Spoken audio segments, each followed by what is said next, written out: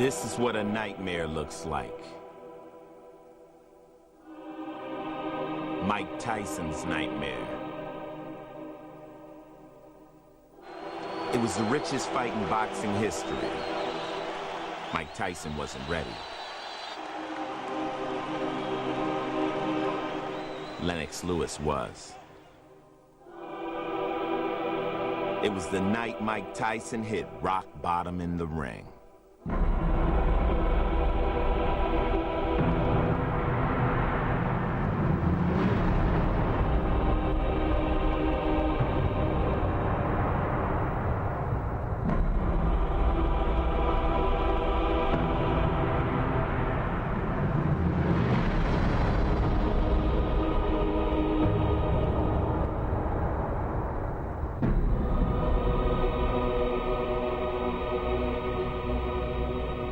Where do you go from here, Mike? I don't know, man. I might just fade into Bolivian, you know what I mean? I don't have nowhere to go and nothing to do, you know what I mean? I just go fly my pigeons on the roof in New York.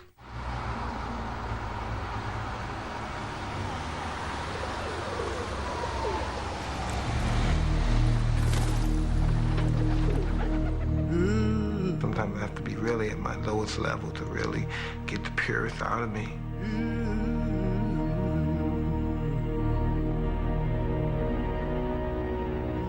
I'm just trying to get back into loving it again. I was just fighting for, I don't know what I was doing. My mind's been other places for a long time. I had no chance to love anybody or care about anybody because I was just so stuck in the past.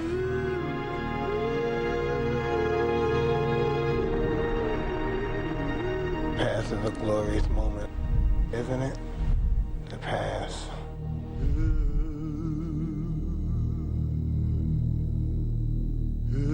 Why can't I have what I want? Why can't I worked hard for it? I sweated for it. I didn't steal it. I bled in the gym for it. I beat my body up and I allow people to beat me up. Why shouldn't I have it all? Nobody should take nothing from me. He's earned more prize money than any athlete in the history of sports, and he still works out in a public gym. In Mike's world, things are never as they seem. Never.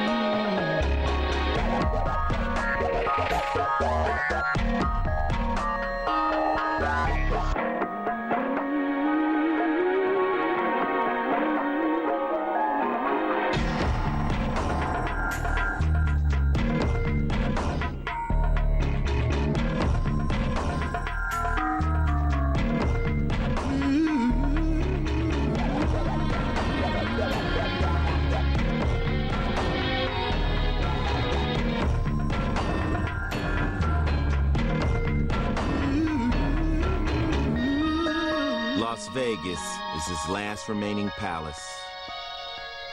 Just like Mike, it is unfulfilled promise, suffering from neglect.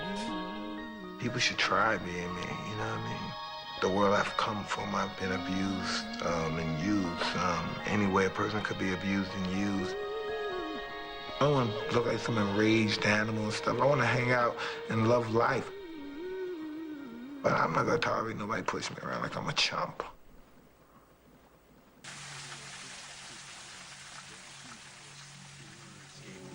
After the Lennox Lewis fight, he was just, I don't know, totally different. He was more humble. He's just a regular person like everyone else, that he's not this animal, you know, that people think he is. He's just a beautiful person with a big heart, very giving and sensitive and emotional.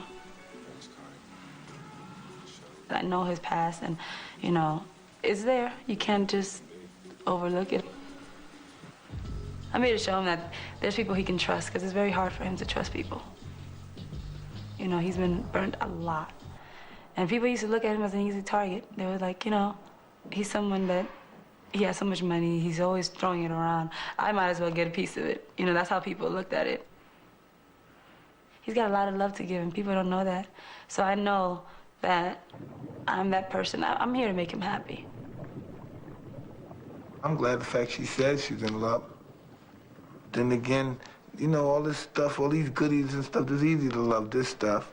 You know what I mean? Let us see a couple of my episodes, a couple more of my episodes, and we'll find out. What does a man do to himself when he gets ready to fight another man? Tuning the body is one thing, but getting your mind there is something else. And then you gotta go back. It doesn't matter that you're fighting some guy named Clifford Etienne, a guy you're expected to destroy. You're headed back to Memphis. Back to a place of bad memories. Mike Tyson returning to the scene of his worst performance. And when the week began, we weren't even sure there would be a fight. Tyson needs to win big and make a powerful statement. Tyson risks cuts and infection by getting a tattoo on his face only 11 days before the bout. Billions of people outside with tattoos on their face. I got a tattoo and I'm not finished. I had to stop because people were complaining. So when I get finished, then you talk about my tattoo. And this is nothing. This is not even halfway done.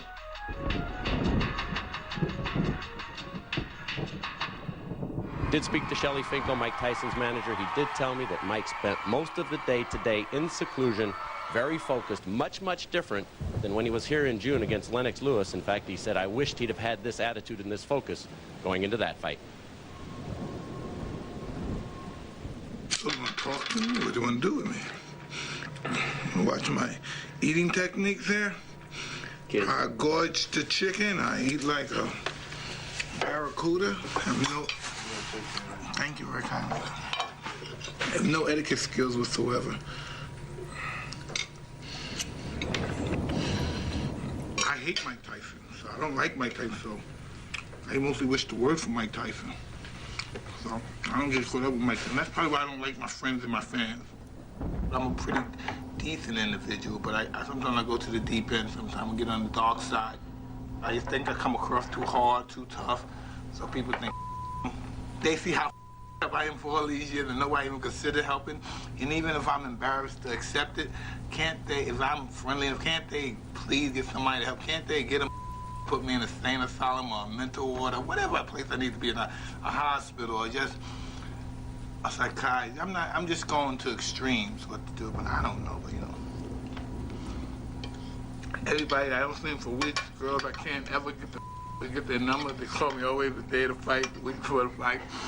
It kills me. I mean, I'm never gonna these girls because if I don't them the day before the fight or something like that, I'm never gonna see them again. So I just really, maybe in my next life, I'll have a better life. And that's why I'm just looking forward to go to the other world. Because I really hate the way I live now, and I hate my life now.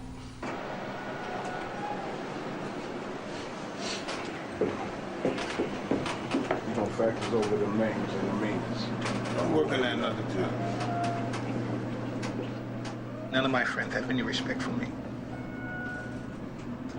Love is respect, I think. I think love is respect. Now, most of these people love me. I got some money, and of course, it's easy to love people that live like me. Got $10 million houses, mansions. It's so easy to love a person like that. They haven't seen me when I'm homicidal, suicidal, just totally off the rocket. The more my bank account grows, the more feelings I lose. The more intimacy I lose, the more respect I lose for women. I probably cheated on every woman I ever been with. Good luck. Good luck to you, Mike. Probably never respect them because I probably never respect myself. I never understood dignity. He spoke to me. I want to, but I just don't have love for anybody. I don't love any woman I've ever been with. Isn't that crazy? Never love them. Memphis. 20 seconds. After the big fight, it's going on. It's the biggest after party, the biggest club. Denim and Diamond. And do you know what time it is? Danger! What time is it? Danger! making his way to the ring, the most exciting fighter of his generation. Please welcome Iron Mike Tyson.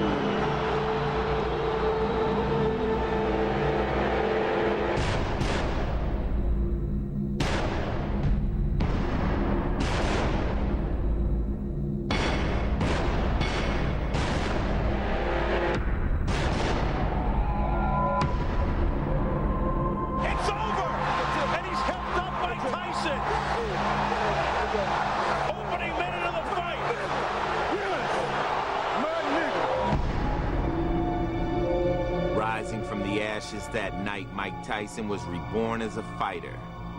At least it seemed that way.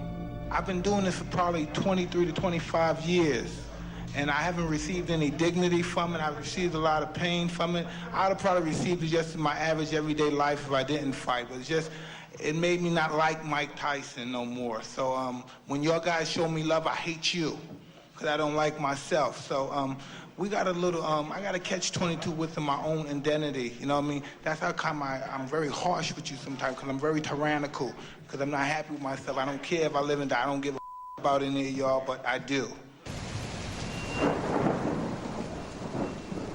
Hi, Gina. Hey, saw Daddy fight? Yeah, good time. Were you happy? Yeah. All right, we're going to try to keep him like that, short, and get him out of there, right?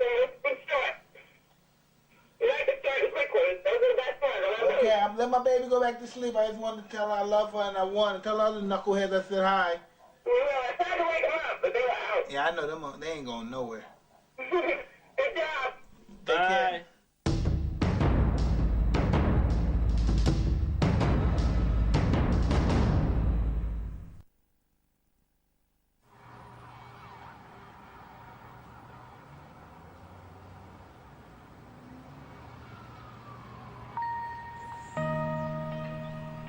I really have nothing to lose in my life. I have nothing. I lost my soul as a human being. I lost my self-respect.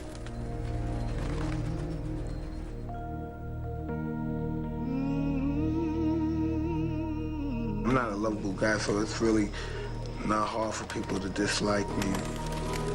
I'm just a decent person. I just want to love everybody, but first you have to love me too. A lot of times I just hate myself. Sometimes I think about some of the things I've done to people and some of the ways I hurt people. Sometimes the journey home shows you where that hate and that hurt comes from. We were just poor black kids that no one cared about. So we didn't care about anyone either.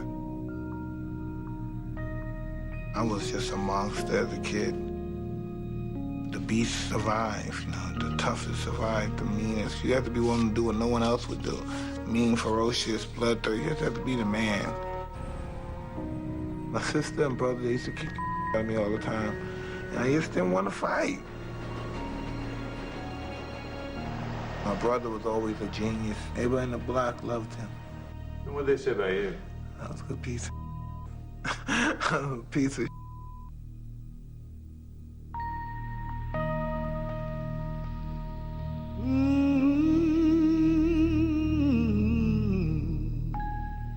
I started breaking houses in Brooklyn. I like the armed robberies. You have to go where the money's at. You have to go in the stores and houses and stuff. I was more inclined to that kind of stuff when I was a child. My mother, my brother, my sister, they would never steal. They would prefer to beg.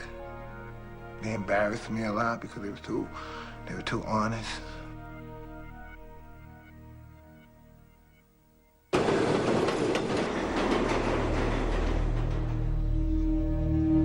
I got a lot of beatings, a lot of real horrific beatings. I was very afraid all the time. My mother may throw hot scalding water on her boyfriend. Her boyfriend may beat her and fracture her eye socket or something, or break her finger. Emotions was high, and they're hating one another, then they're back at loving one another, and you're talking about dysfunctionality at its highest level. The strongest woman figure in our life is our mother, and normally most young black inner city kids see that figure destroyed by a black man. So I ultimately hold some kind of hatred for our mother's boyfriends or black men in general. By age 13, he was locked up, but the abuse didn't stop in jail.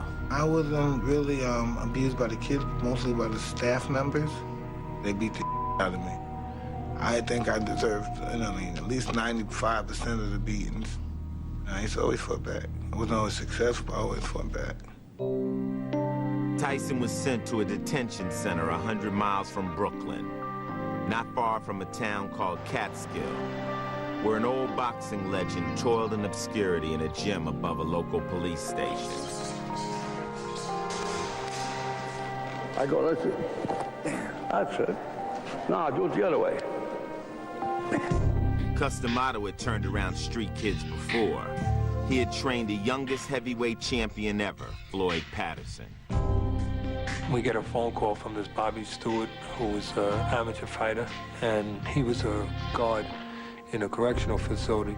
He called Cuss one day and said, I got this young kid up here who never boxed or nothing, doesn't know anything, but he gets in trouble. I was wondering if you and Teddy would take a look.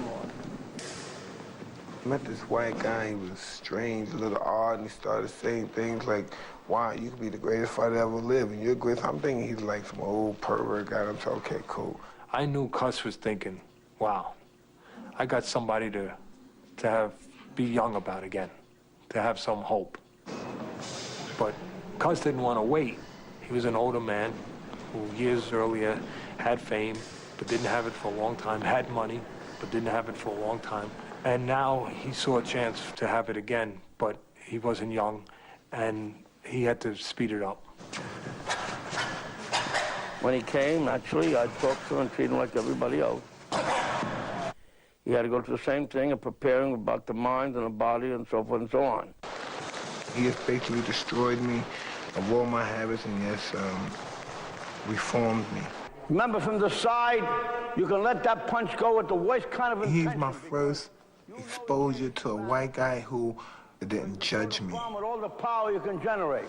I was madly in love with Customato. I became, he broke me down and rebuilt me back up, and I became totally loyal to him. I became his slave.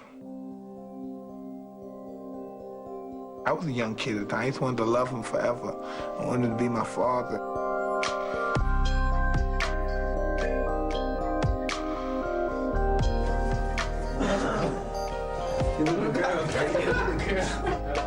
Put that front of cuff machine. He was the dog. Meat looks good. Good, good. She always makes very good meatloaf. I don't generally eat meatloaf.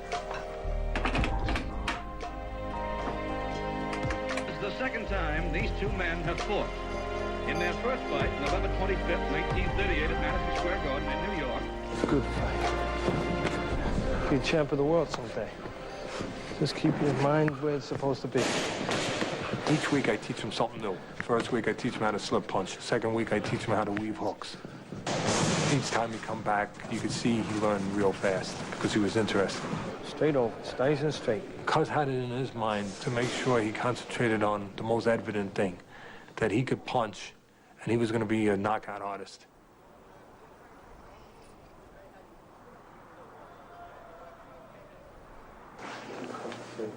He had this outer body that could really fool you. So stretch him out. Into forgetting that he was still a kid who had to develop. Developed as he was physically, he was lacking emotionally. Look, just relax, Michael, relax, just relax. Just relax. Relax. Yeah, but just relax. Just relax. When we first started. Yeah, well, just relax. Don't get so tense. Relax. All of this is another boxing match. You've done it already 20 times. You've done it in the gym with better fighters than you're ever gonna fight here. He's unsure of himself. He wants to be reaffirmed that this is worthwhile, that he is worthwhile, that he has merit, that he can handle this. Yeah. I'm Mike Tyson. Everybody likes me. Yeah, everyone likes you, man. Myself. That's right. You have a reason to be proud. I feel an affection for him, that I want him to be okay. I want him to not just win physically, but win emotionally. I want him to be able to get through this. Let's go get ready for a fight. Come on. I was just 15. This is the first big time event. I'm emotionally afraid. I'm a street kid. I'm used to pulling out my gun at people, and now I'm getting ready to fight a guy head up with rules now. He might beat my ass.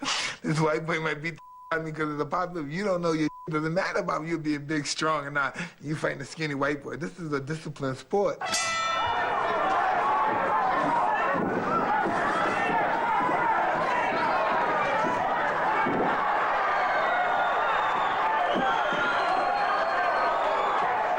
Hey, Cuz, 8-second knockout, the first round.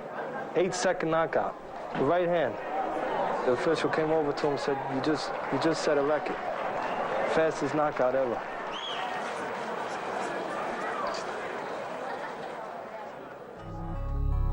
To the outside world, it seemed like boxing's version of a fairy tale. But again, in Mike's world, things are never as they seem.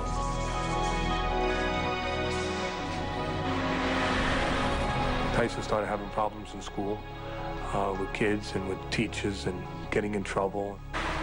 There was over 100 reports of girls in one way or another being not treated right, being abused. That stuff was kept quiet because Cuz had some meetings with people in the school and convinced them that Tyson was going to make the town famous. Eventually, he was permanently expelled from school. Cuz told him that, hey, if they kick you out, don't worry about it, I'll get you a tutor. And the problem was he didn't get him a tutor, he didn't get his GED, because they didn't care about it. You know, I mean, he was knocking guys out.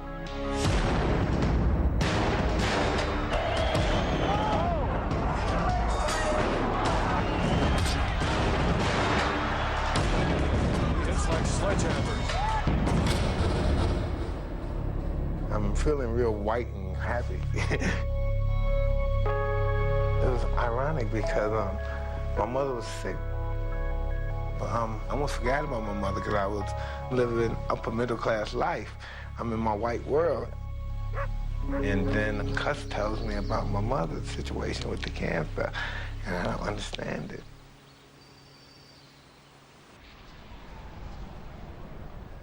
And so I go down, I go to the hospital, and I see my mother. I had no idea. I've seen movies. I've never saw anyone sick with cancer. So I expect to see, well, you know, I love you, but I'm a goner now, Johnny. I'm used to seeing movies. I'm actually to go in there and witness my mother stricken with this illness. It was over. Wow, man. Oh, man, the sunken eyes, the skeleton-like head with the skin tightly around the cranium. It was, whoa, man, it was mind-boggling. So, and she was briefly naked. You could see her breast, and I didn't understand. I just didn't understand that the whole scenario there was, I covered up, I kissed her, I never returned, but I kept telling my sister, hey, I'm going there every day. I've been going every day, but I was out getting high and drinking every night because that that took me for, man, I smoked Angel Dust. I really did, man, cocaine. Man, I must have been 15. I blew my mind. So one day, my sister came home, and I guess I was slept because I was hungover and everything. So I was sleeping. I was in my underwear, and I was walking. I guess to open the door for her, and as soon as I open the door, she punches me right in my face. Boom! And she said, "Why you didn't tell me Mommy was dead?" And I said, "Oh." And I didn't want to get killed right there, so I said, "I didn't want to hurt you. I couldn't tell you. I went there, but I never went." And I don't know. I couldn't even go down and witness the body, but my cousin Eric went with her. It was wild. I ain't never want to do that. That poor. I'm not into that. So, it was just, it was interesting. that was just interesting in my life. That was just a turning point. That was what happened. That poor that I was gonna be famous and rich.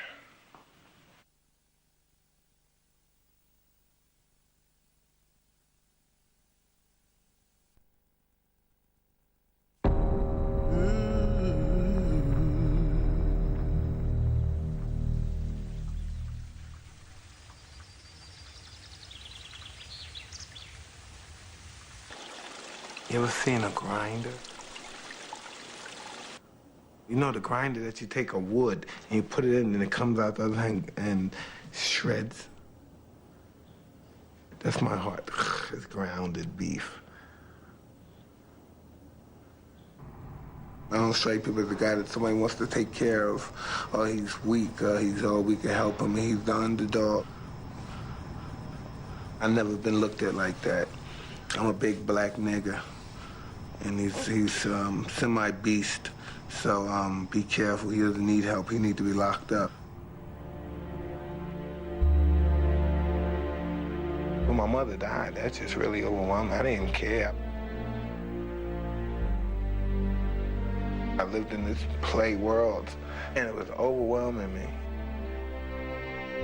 It was really crushing me at the time.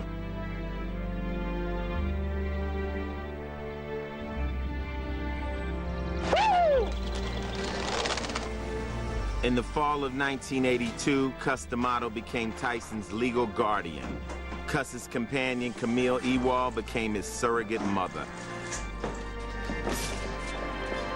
Cus was saying, you're not in jail no more. You have a chance to make yourself something productive here.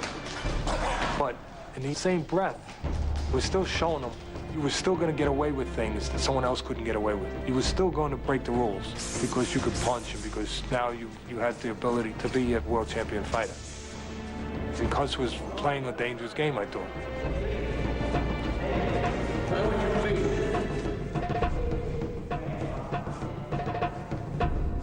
Teddy had married a young lady. We were all kids then, and he had a sister-in-law that was a young girl, and we were all friends, and I guess I was a young boy, and I was fresh, and I grabbed her butt. She was 11 years old, and she was part of my family, my wife's family, and he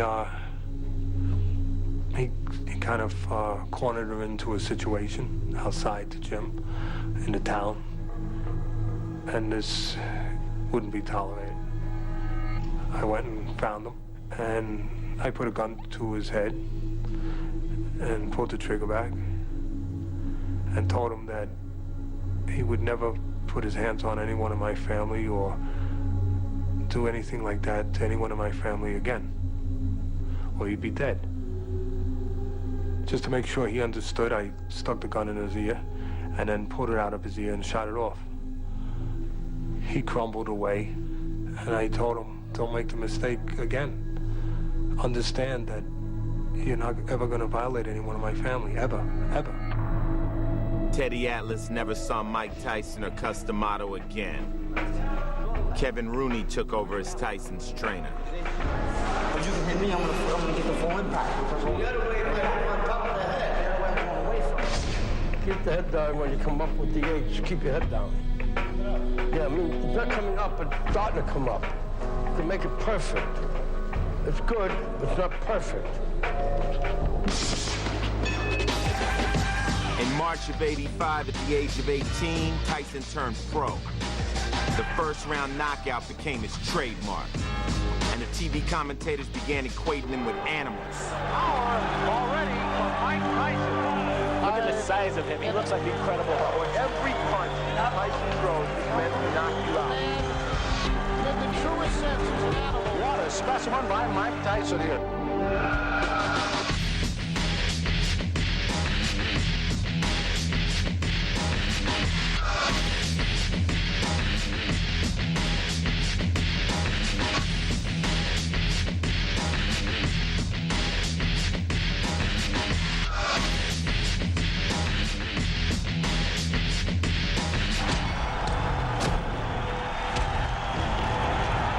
He even posed like the old-time fighters he saw in the movies.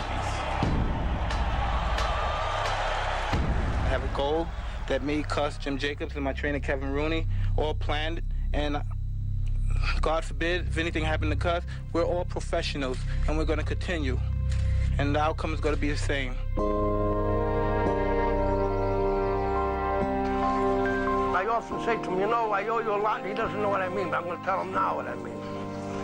Because if he weren't here, I probably wouldn't be alive today. The fact that he is here and doing what he's doing, and doing as well as he's doing, and improving as he has, gives me the motivation and interest to stay alive. And I will stay alive, and I will watch him become a success. Because I will not leave until that happens.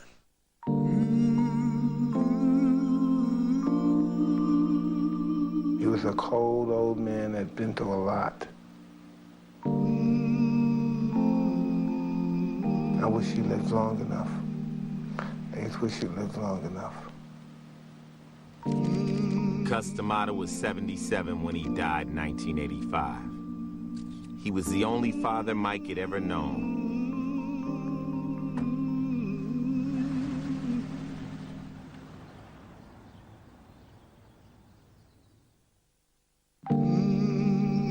Now what do you do?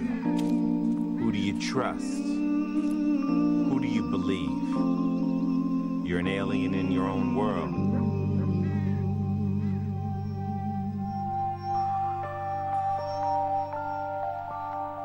Enter Jim Jacobs, Cuss's confidant and financial backer. Jacobs had paid for Tyson's bills all along, but now he had to lend his emotions. Tyson embraced him as his protector.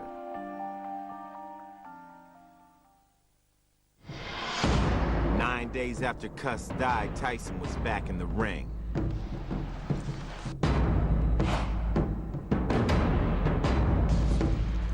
And the knockouts continued.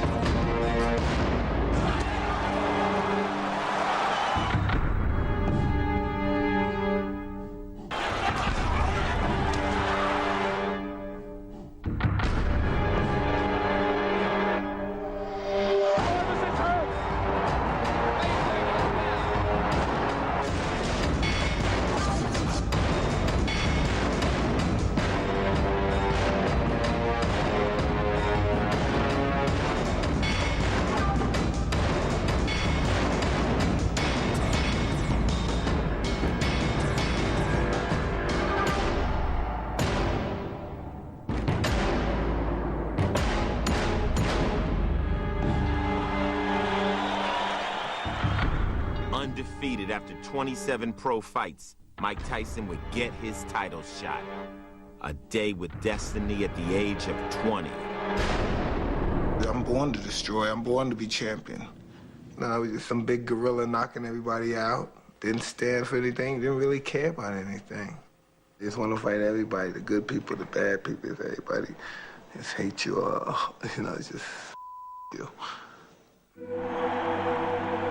Fighting out of Catskill, New York, with 27 wins, no defeats, 25 KOs, he is the challenger, Mike Tyson.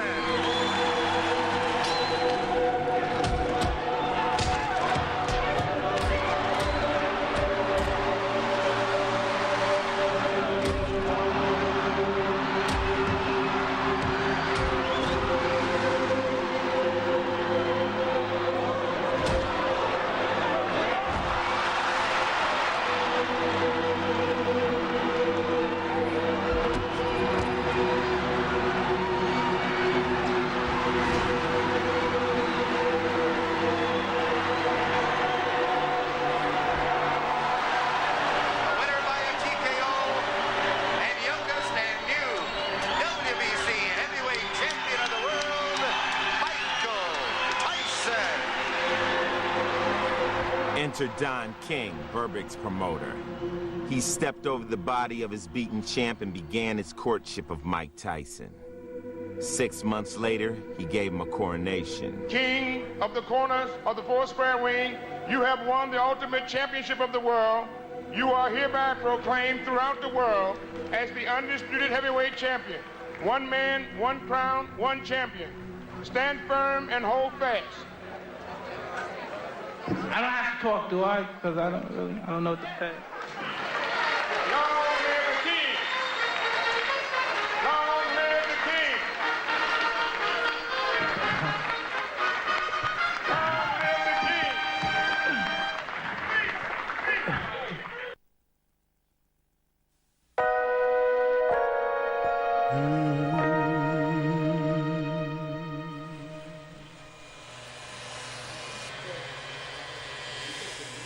It's so complicated to think that you're trying to somehow save somebody, but you're kind of drowning. You know what I mean? You kind of jump in the pool to save them, and you're kind of going under. I wanted to take care of him. He made me want to protect him and have everything be okay for him, and he made me want to right every wrong ever done to him. I held him a lot, and he'd cry a lot. Michael's a person you could just fall in love with.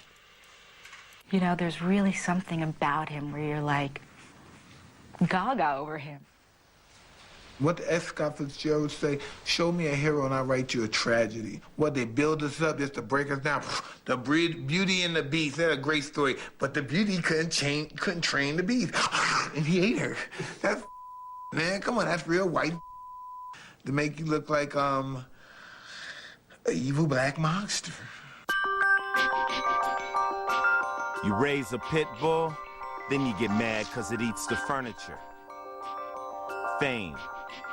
It's a cold game. In Mike's world, it wasn't a good thing. He was controversial enough in the ring.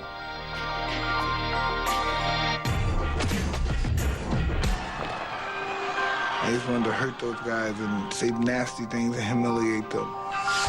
This is who I wanted to be. What broke him down? Was it just the pressure? Body punches. When I was hitting him with body punches, and I heard him, actually he was crying in there, making woman gestures like, oh. I can't find him, but I knew that he was breaking down soon. There's not a man God ever created that could beat me.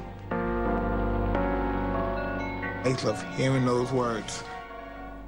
And you're saying that, this is great, just being a little kid saying that, but and actually meaning it. Being 19, a little kid saying that to all the grown men. Come on, you want to try me? I'm the best fighter that God ever created or produced. Who want to stand and try a chance with me? But back then, I had to come outside for real, a street fight. I was a maniac.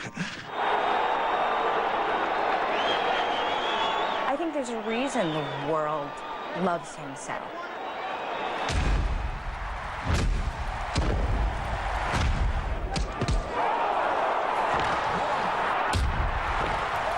There's such a lovable side to him. It's really so soft and gentle and, you know, sort of like a bear. The winner, and still the undisputed, undefeated heavyweight champion of the world, Iron Mike Tyson! I remember him grabbing me and saying, "You're gonna be my woman, and I'm gonna love you like no one's loved you," you know, that kind of thing. I was just young, she was young, we were crazy at the time. Two crazy people in love, you know, too much passion sometimes. When they met, Mike was 21 and Robin was 22.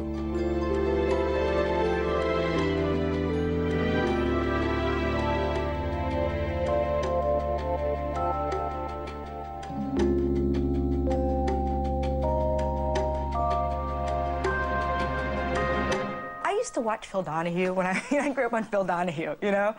And you watch those shows and you think of women that have been hit and you go, oh my God, that would never happen to me. What's wrong with this woman? I remember the impact.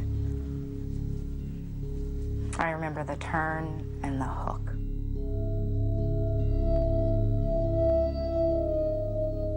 He hit me in the side of the head.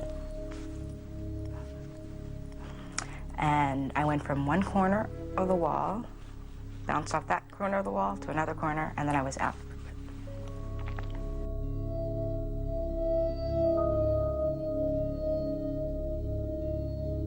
didn't think he would do that. I was shocked. I went from being completely numb to completely embarrassed. I remember thinking, wow, he must really love me. I remember feeling that. Not thinking it, feeling it.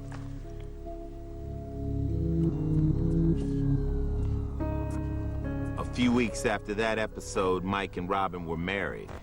Their life became an open book. Fantastic! Their honeymoon played out before the world press in Tokyo, where Mike and Robin were treated like royalty.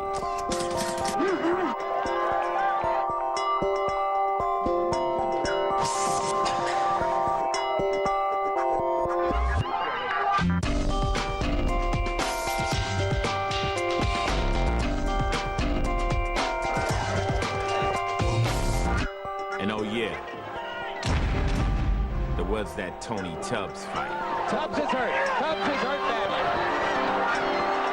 It was a left hook. The fight is over. With stunning swiftness.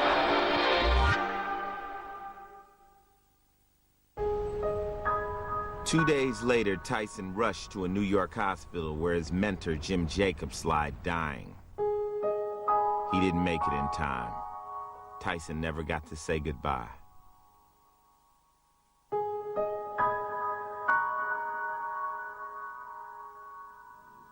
I love Jacobs. He was a beautiful man. It was all teamwork, I believed, in my life. He was just awesome, man. Jacobs' death left his partner Bill Caton in charge of Mike's career. But Mike didn't really trust or know Bill Caton.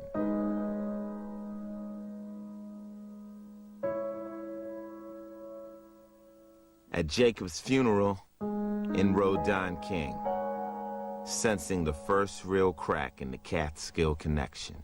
Jim was the protector in that world.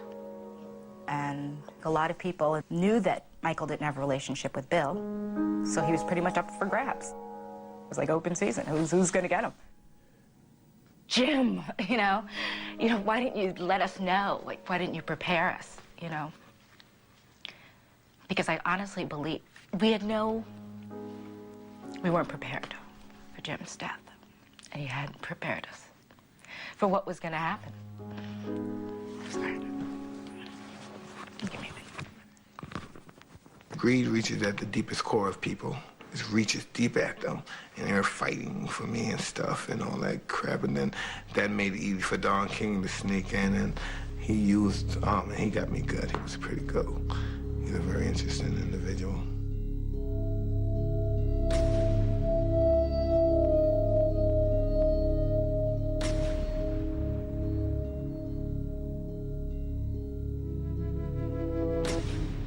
Not only am I hurt, I become the bad guy now. I'm just young and I'm emotional, and people are putting cameras in my face looking at me like this is a big, strong guy, the strongest guy in the world going berserk. I'm just a baby, 20, 21 years old. I think he was feeling probably unbelievable amounts of pressure. And I think being in love makes you feel vulnerable. We were both feeling vulnerable, I think, you know, because we were so dependent in many respects. And I think we just couldn't handle the pressure that we were getting. One time it had gotten pretty bad, and he swung a phone at me that I knew was gonna hit my face, and really, I think I felt the pain before, you know, but just choking me, he vomiting and him kicking me, things like that. But he felt bad. I mean, he felt really bad afterwards. You know, he'd cry like a baby. Like a baby, just cry. I would hold him. I'd hold ice on my face and hold him, you know, and tell him I would console him. And you would think this is a grown man that has all of his emotional capabilities in him and together and intact, and it's just not true. It was some kind of love.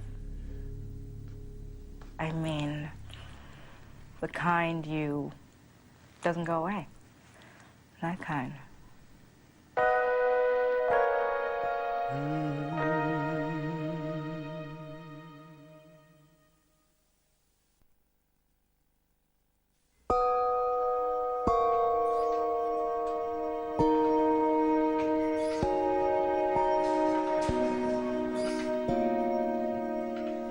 I don't know why I wanted to be a renegade anyway. I was just living my life, being Mike Tyson, doing what I want to do, just being rebellious. I just wanted the taste of that world, you know what I mean? I wanted that forbidden fruit that everyone else had. But those ordeals, and you say, whoa.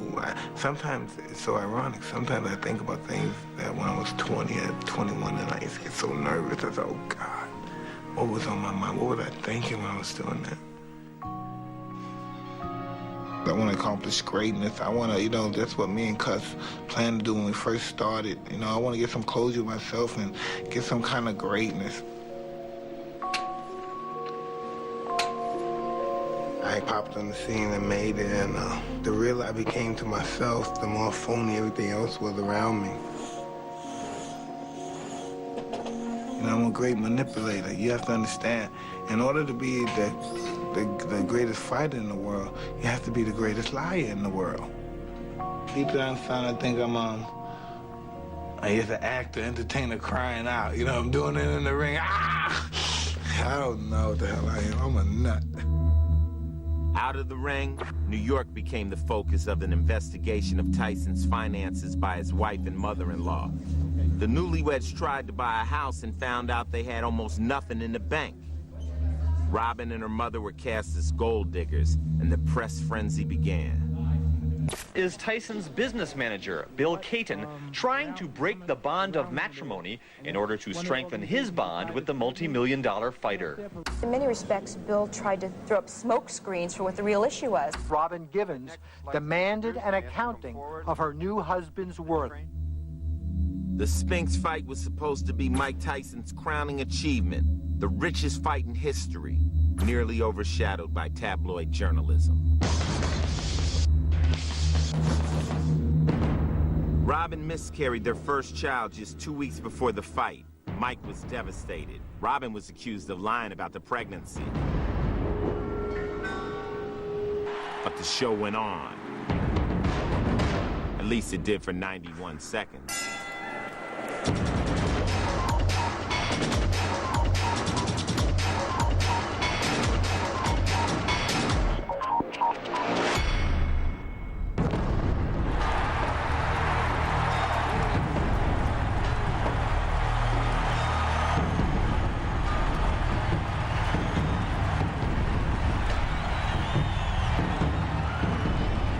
Ironic that in the afterglow of his greatest victory, Tyson focused less on the fight and more on the press.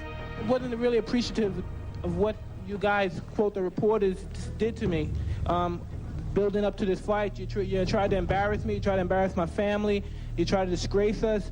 And as far as I know, this might be my last fight. Mike would say goodbye to the Catskill connection. Goodbye to the gym where he was born as a fighter. Goodbye to the men who had shaped and molded him. Goodbye to Kevin Rooney, his trainer. He had climbed the mountains and fulfilled Cuss's dream. But the man wasn't satisfied with what he had found. Sometimes the game pisses you off and you don't want to play. I'm a real, a weird guy. Once I accomplish something, I lose interest in it. And I just need, that's my whole outlet in life. I need something to do. I need something to, don't care how much money I got, I need something to do.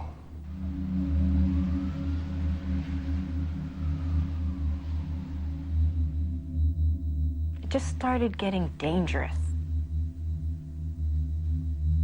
So when I say I'm happy that everybody's alive in my family, like, it got dangerous. Basically, like the doctor said, if he wasn't going to take his medicine, then you're the one that should be coming to see me. So now they're going to basically say I'm crazy and mentally disturbed. I saw a bunch of psychiatrists. It made me more up than I was when I first went in there.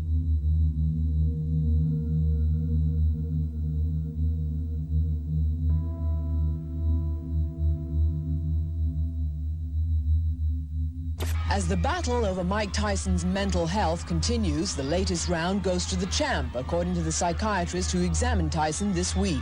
Mike Tyson's problem or disturbance does not rise to the level of a serious mental illness called manic depressive illness.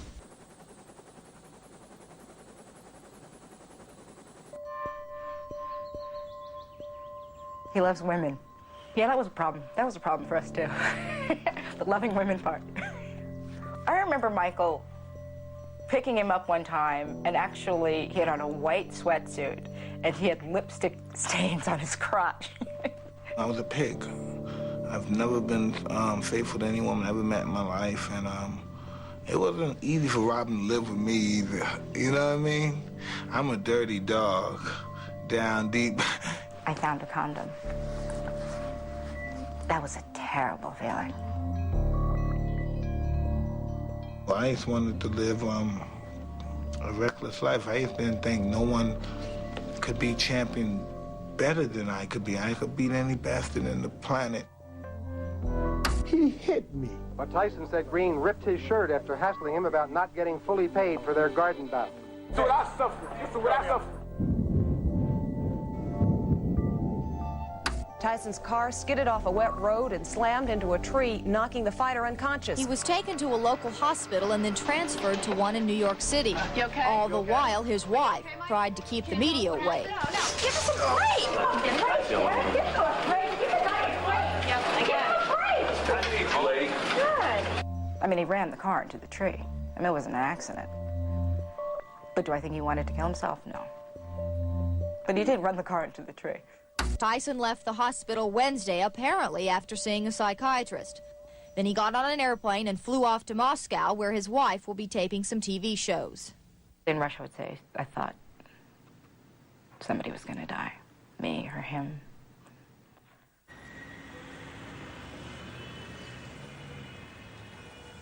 Well, I forget what floor we were on, but he was hanging over the balcony with his fingertips, saying he wants to make a comeback. I said, you can't come back. You're number one, you know. I don't know how I got him in the room. But you'd think he passed out. I think he'd been drinking and he passed out. And we flew back. And then the next day I did Barbara Walters. Michael is a manic depressive. He is. I mean, that's just a fact. It's been worse than anything I could possibly imagine. It's been pure hell. I've become afraid. He gets out of... I was overwhelmed. I was just trying to keep my cool. You know, I always thought it was just, why would they do that to someone like that? Why would they do it to any human being? I definitely regretted it. I mean, if I could take it back, I definitely would. Like I said, I think I thought I was doing a brave thing, and it was just very poor judgment on my part. Police were called to Tyson's Bernardsville mansion by Robin Givens, who said that Tyson had gone on a rampage. We were in the washroom area, sort of hiding, and he calmed down, and he said, Robin, come here. And I didn't go.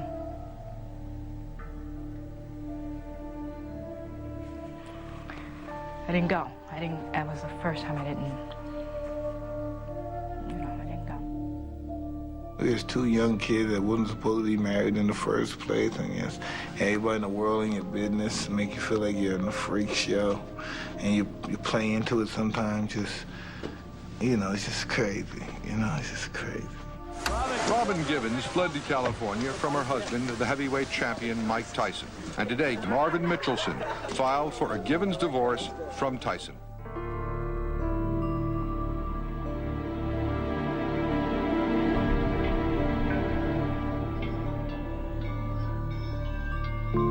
Oh, man, hallelujah. Oh, free at last, free at last. yes, thank God Almighty, he's free at last. 2 days after Robin left Mike, he was baptized in Don King's church by Don King's minister, under Don King's rules. He told me all those white were no good, they ain't. They out to kill us all. They're gonna put us in the Holocaust and fry us like they do the Jews. We gotta fight these. Oh, he told me some good. Oh, I love that. Oh, yeah, we gotta get them. They're gonna fry us. And I started believing that they hate us, you know, and I played into that stuff.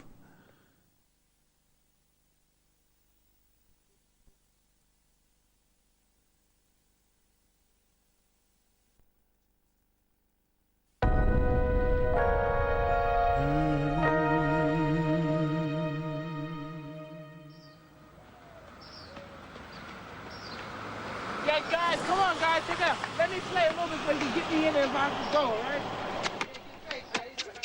Yeah, money. When I was going through my divorce, I was just in a state of hysterica. It was just awful. And I got manipulated into that situation. And I don't know, I was just very much unhappy from then on. And when I'm pretty much unhappy, I'm just very self-destructive. Mike knew he was headed for a fall, but the rest of the world had no idea. Tyson versus Buster Douglas looked like a joke on paper. The line was 42-1. With matching coats, Mike and Don King arrived with all the smugness everyone expected. He'd get millions for knocking out another chump.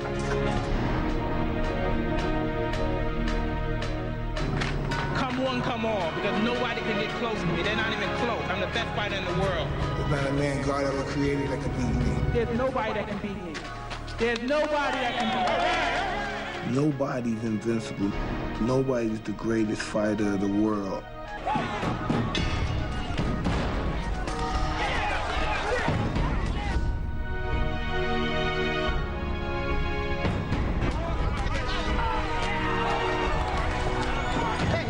Mike Tyson is hurt. He got a little overconfident. Tyson is holding on. There's a right hand uppercut and down goes Douglas. As suddenly as that. Tyson needed something like that desperately. Douglas comes back with a left and a right. Tyson is wobbling. Tyson needs the ropes. Without the ropes, Mike would have gone down. Down goes Tyson.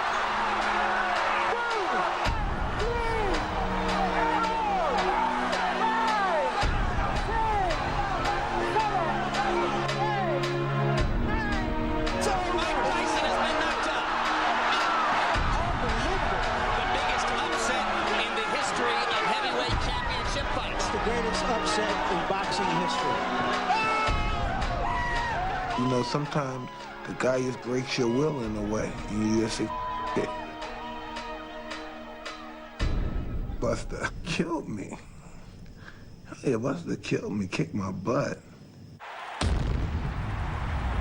I don't know, I didn't train for that fight. I didn't really take that fight serious. I was those Japanese girls like it was eating grapes. You thought I was Caesar, you thought I was Caligula when I was out there in Japan, you know? They say these things are blessing in disguise. You know what I mean? I just believe it was just a temporary setback. You know what I mean? I'm good. I'm still the best fighter in the world.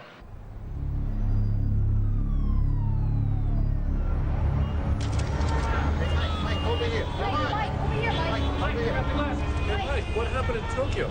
Well, it's a bad situation at the time, but I'll be okay. Buster Douglas fought a great fight, and I'll be champion again within 6 months. Mike Tyson wouldn't be champion again for 6 years. No fighter would stop him. His lust for women would. I said, try that again, and I'll smack the blank out of you. It's like, whoa, we have a live one here. He has to be taught a lesson that he can't treat women any way he wants to. He just came at me. The next thing I know, I'm on the ground.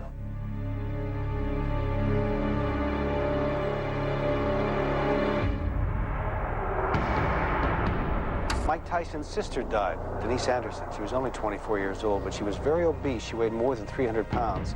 She died of a heart attack at home in Queens.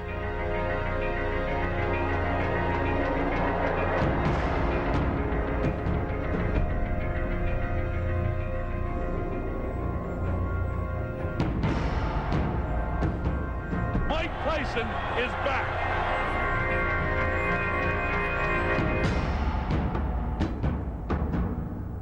Hello, my name is Desiree. My ideal mate is athletic. Hi, I'm Mike Tyson, and be sure to watch the Miss Black America pageant on this channel, and we will have fun with these pretty black girls. God.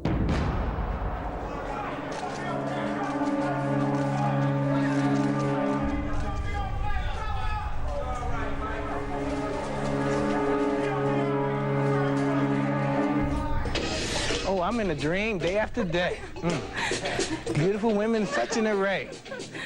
What can I say? An Indiana grand jury has indicted former heavyweight boxing champ Mike Tyson. He is charged with raping a woman who was a contestant in this summer's Miss Black America pageant. And I was like saying, no, get off me, please, get off me. And he was like, don't fight me. And the person was a lot stronger than I was, and he just did what he wanted. And I was saying, stop, please, stop. And he just didn't stop. Mike's defense fell to Don King's tax attorney, Vince Fuller. Fuller had never tried a case like this before, but King was confident until the end. We're very thankful for the verdict of guilty, but I don't think we should lose sight of the fact that this is really, in some ways, a tragic moment because two young people's lives have been dramatically affected. Desiree Washington knows what happened in the room. I know what happened, and I know I'm innocent.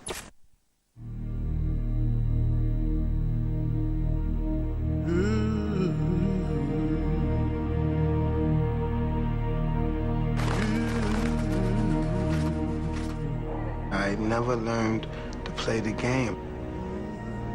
I just was angry at myself and angry at everybody. The judicial system hates me. It just hates me. For what reason? I don't know. What the did I do? Why would you give me 3 years? If the sentence was 63 and you gave me 3, you knew in your heart I didn't rape anybody. You know what I mean?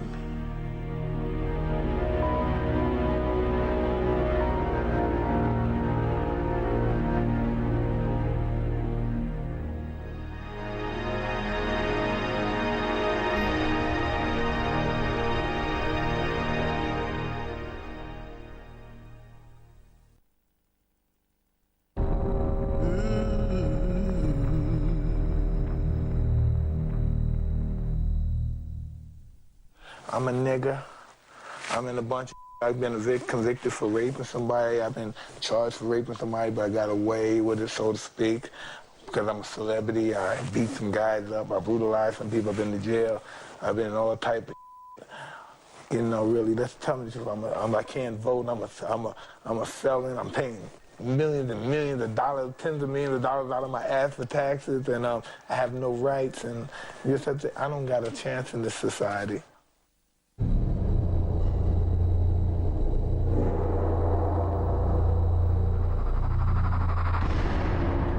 When I went to prison, it changed my whole outlook in life. It really, me up. My attitude became really ugly and nasty.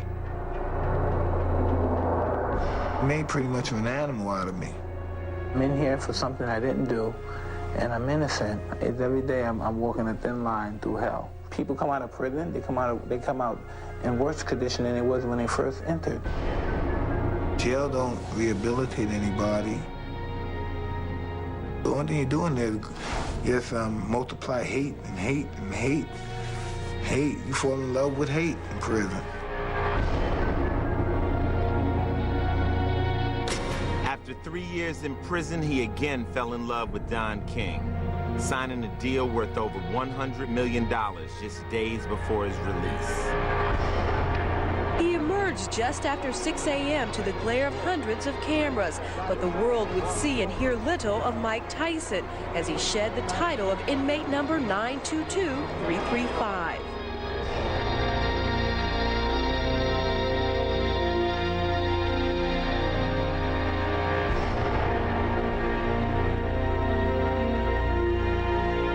I was just so scared.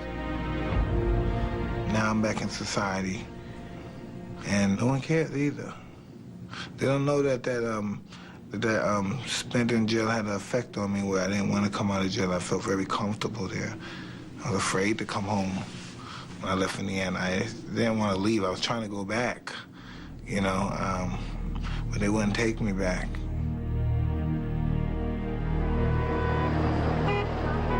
I'm scarred forever because of this. After years of financial abuse by King and his company, Mike still stayed on the same road.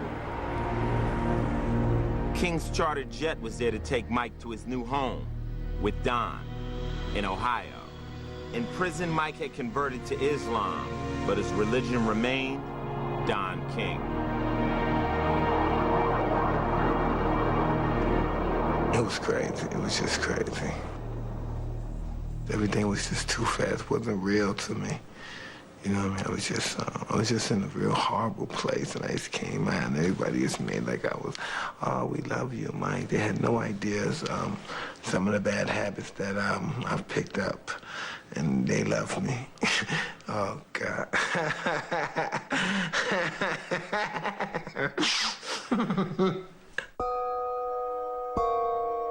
They told me a lot of dreams. I didn't know what I could do when I got out. I just didn't know where I trust these guys, and I believe they have my best interests. But I didn't understand what's going on, man. Really, I didn't. Afternoon. In the last 3 years, I had the chance to reflect on my life and develop my mind, and I will continue my journey to making myself a better person. I came out with more vengeance than anything. I used to more evil and vengeance, you know. There's been a lot of speculation about my plans, and here they are. I will fight again. I signed contracts with these people for large sums of money. They didn't want to hear nothing. They didn't want to hear you need some time to get your mind together and your life together. You need this money. You have to pay back this money. There's no question that when Mike was in prison, he was effectively bankrupt. Mike's future was well planned out by Don King prior to him getting out of prison. He gave trust to him in many, many, many areas, and Don managed to ensure that Mike had no lawyers, no financial advisors, and no accountants. I was walking him through some of the legal documents, just one of which managed to take $43.5 million out of Mike's pocket and put it into Don's pocket. Cus once told me, I never forgot that. He said, hey, there's animals disguised as human beings out here. You're not sophisticated enough to decipher the two.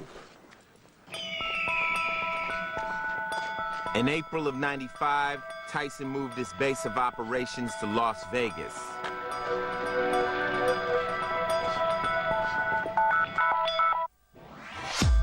His fights had moved from the Mirage to the MGM Grand. Don King had designed a program to get the title back from Mike. He just needed to keep his client happy. Like helping Mike buy white tigers as pets.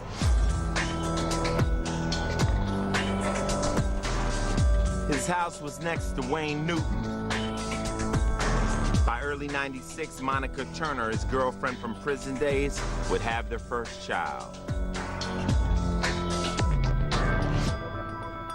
There were often times where I felt that there were outside people who kind of manipulated what should have been a personal relationship for their own interests.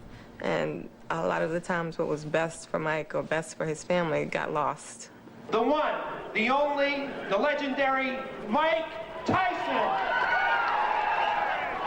The MGM Grand deal was unique in boxing history. It was a 10-fight guarantee which could pay Tyson upwards of $150 million if all went right. It started out okay.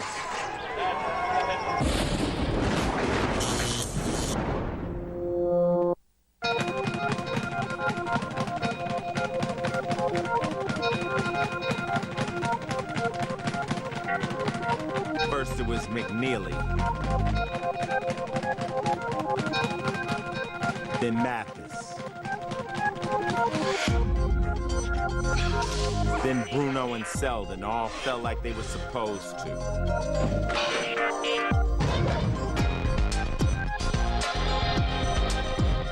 But Evander Holyfield didn't follow the script.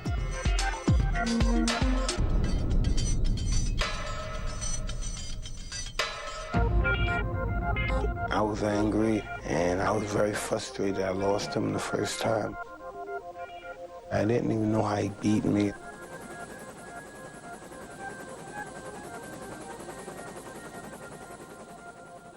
The second fight, I realized he was headbutting me, and I realized that's how I felt the first time, the dizziness.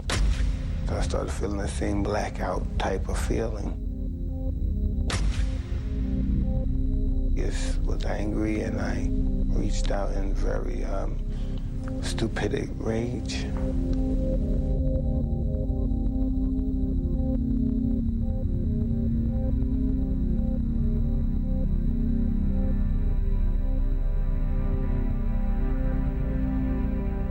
I really regret doing that, but wow, you know, I was going through a lot. I had a lot on my mind, and I was fighting a lot of demons.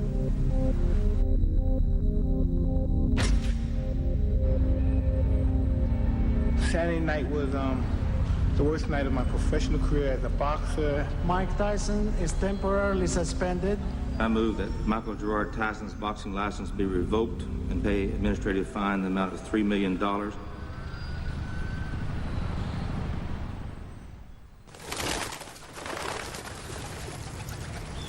White society thinks I'm an animal, a wild beast out of control, ready to rape their daughters or hurt them or do something drastic to them. I'm just the biggest prick as they are. You know, I'm whatever they want to be. I could be a kind, regal cat, and I can be a raving, stalk, mad maniac. I've been a lot of things. I've been many of things and many of people. You know what I mean?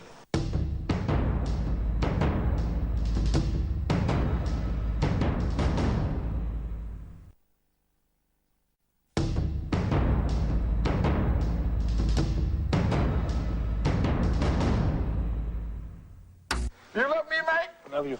All right. No. Get off me. Get off my hand. He without sin, let him cast the first stone. Don, did you ever steal from him? In the wake of Holyfield 2, Tyson would sue Don King for $100 million, alleging King stole from him for years.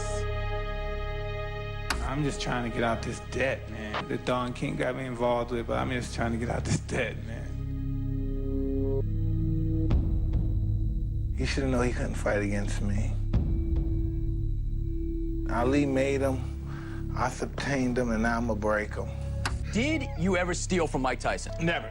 Never steal from anyone. It's painful because I love the guy. You know what I mean? We both were urchins of the ghetto. When we came to the crossroads, I took left, he took right. If Tyson was to get out of the debt, he would have to get his boxing license back. But the specter of the ear bite would haunt him. How many times does one individual have to be asked, are you sorry for what you did? This, you know what I mean, man? Mike, just, you relax. I gotta be on my You know, Mike, you relax. Relax. Ruined my life. Internally. Ruined my life. And, do you think I want to do it again? Stand tall, stand proud. Boxer Mike Tyson pleaded no contest Tuesday to misdemeanor assault. He was accused of kicking and punching two motorists after a traffic accident last August. Mike's never been a threat to the community. Mike's a very sweet, very sensitive, very giving person. You guys have all been told lies by people profiting at Mike's expense. Boxer Mike Tyson could be back in the ring before the year is out. On Monday, in a 4-1 split decision, the Nevada Athletic Commission gave Tyson his license back. An emotional Mike Tyson winning another round in his beleaguered boxing career. I was up, man. You have to admit, man, God, man. You guys don't have no idea. You guys have no idea. Fighting Mr. Holyfield's ear off and all that stuff. You know what I mean? You don't care about that? No, Holyfield. Stand tall, His anger and his debt grew. Now the IRS wanted $13 million. Don King's sweet talk had left him totally unprotected. Man, you gotta understand these niggas did. They make my wife, like I left my, they had my wife think I'm a punk ass. They made me look like a bitch ass nigga, humiliated me. So really I left because I wasn't even a man in my household no more. That's really the real reason I left. They make you wanna kill them, you know? So I lined them up, St. Valentine's Day action. Mike Tyson now entered uncharted territory. While he hired Shelley Finkel as an advisor, he was spinning out of control between depression, anger, and rage. How about the 19 months off? What about it? What about it? Does it pose any problem to you? We'll see. I doubt it seriously. You take into the ring a lot of rage. You know, who cares? We're in a fight anyway. What does it matter?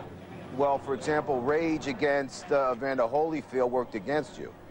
Well, it. It's a fight, so whatever happens, happens. Mike, why do you have to talk like that?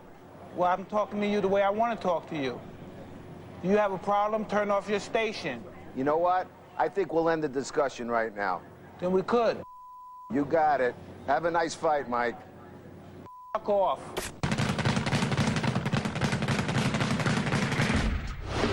Mike Tyson heads toward the same ring he made his disgraceful exit in June of '97. I don't know if I'm prepared to fight at the end of this year or anything. Just a lot of things I've been going through, and I have to be prepared psychologically. Two big misses by Mike Tyson. Another miss with a wild swing. Tyson continues to miss with those wild lefts. Both are off to a tremendous start. Right, step back. Step back. Hey, Mike. Those two, they continue to hit after the bell. Here we go again. Here come the corners. Here comes security. It's bedlam in the ring. The two have to be ripped apart at the end of round one. What an unbelievable start. Now they pick it up in round two. Now this is war.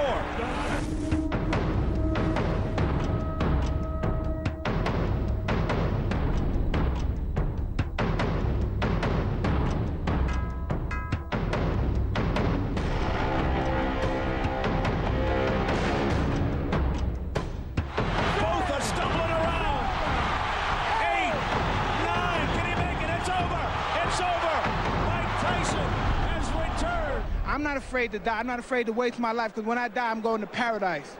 And I'm not worried, so I'm in a hurry to die. But no one's going to disrespect me, and no one's going to write nonsense about me without me retaliating back.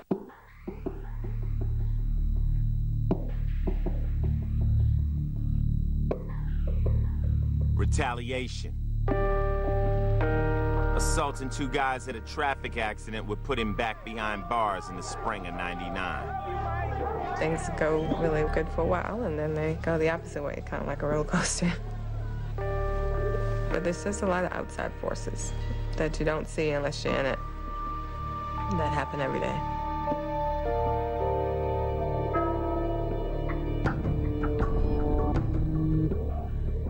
Former boxing champion Mike Tyson is a free man this morning. He was released after spending 3.5 months in a Maryland jail for assaulting two drivers over a fender bender. The final obstacle to his release was cleared when an Indiana judge ended his probation on a 1992 rape conviction. A spokesman says Tyson will return to the ring. People think they see the cars, the glamour and stuff, and they think, oh, I want to be like him, but it's not easy. I don't think they would really want to if they knew what it entailed. Things are getting ugly again. Doesn't seem like we're ever going to have a normal fight. Oh, right! Oh, and he hits him after the bell, and Norris goes down, and here we go again.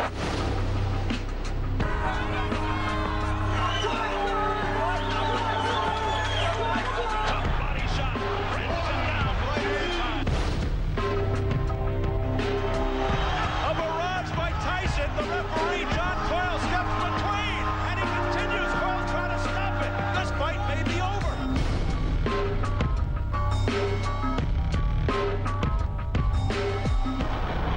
I'm the most brutal and vicious and most ruthless champion there's ever been. There's no one can stop me. Lennox is a conqueror. No, I'm Alexander. He's no Alexander. I'm the best ever. There's never been anybody as ruthless. I'm Sonny Liston. I'm Jack Dempsey. There's no one like me. I'm from Nairclaw. There's no one that can match me. My style is impetuous. My defense is impregnable. And I'm just ferocious. I want your heart. I want to eat his children. Praise be to Allah.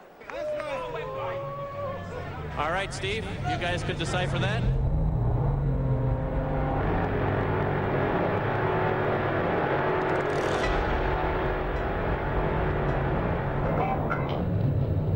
See, look, I done got this medication, right?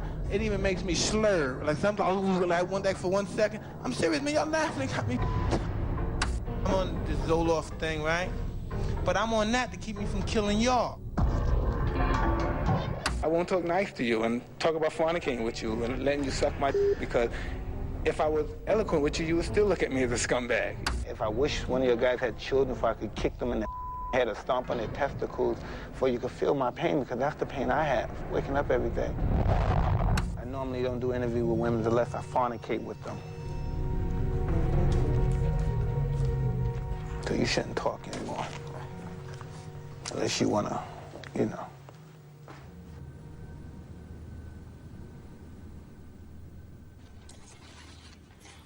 There were days and nights that, you're not sure what's going to happen today or tomorrow. I loved him through a lot of ups and a lot of downs, but I couldn't take the hurt anymore. We got along great, other than the whole issue of, other women. So I made the decision to file for the divorce because I just got to a point where I couldn't do it anymore.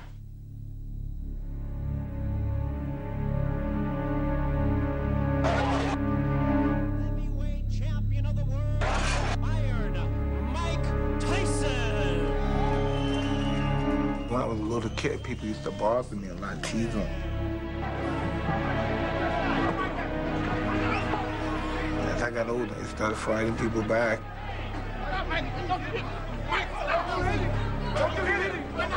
Ever since that experience, I don't let people with me. Put your mother in a straight jacket, you punk-ass white boy. Come in and tell me that if I you in your ass, you punk white boy, you faggot. You can't touch me, you're not man enough. I'll eat your alive, you bitch. You hoe. Come and say to my face, I'll your ass for everybody. You got man enough with me. You can't last 2 minutes in my world, bitch. Look at you scared now, you hoe. Scared like a little white. Scared of the real man. I'll till you love me, faggot.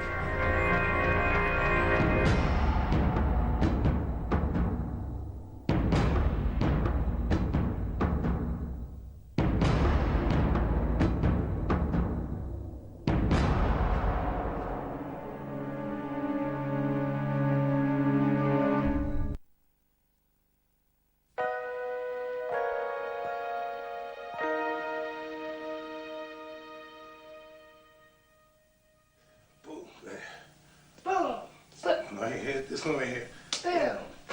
You know, nobody really feels for me no more in this world. I guess it's wrote me off pretty much. I'm thinking more about what I'm gonna do after boxing. I'm gonna work. I'm gonna take care of my kids, besides the trust funds and all that. You know what I mean? That's what I think about how I'm gonna take care of their kids, my grandkids now. I'm a real angry and bitter man, Mr. Mike. I'm real angry and bitter at some people. Really.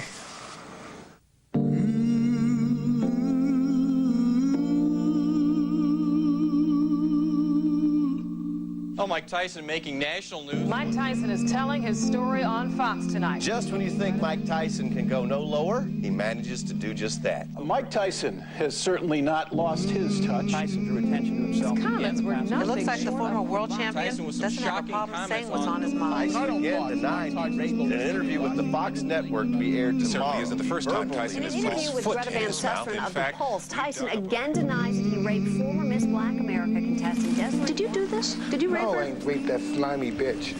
Why do you think she said you raped her? Because she's really a bad person. I ain't hate her guts. She put me in that state where I don't know. I really wish I did now, but now I really do want to rape her and her mama. More trouble for former heavyweight champ Mike Tyson. It happened early this morning in downtown Brooklyn. The volatile heavyweight is charged with misdemeanor assault. I'm a nigga. I'm a big, strong nigga that knocks out people and rapes people and rips off people, you know what I mean, bully people. You. I'm gonna live my life. I understand this society that I live in hates me. I'm gonna suck. I'm gonna spend it. I'm gonna live until they kill me.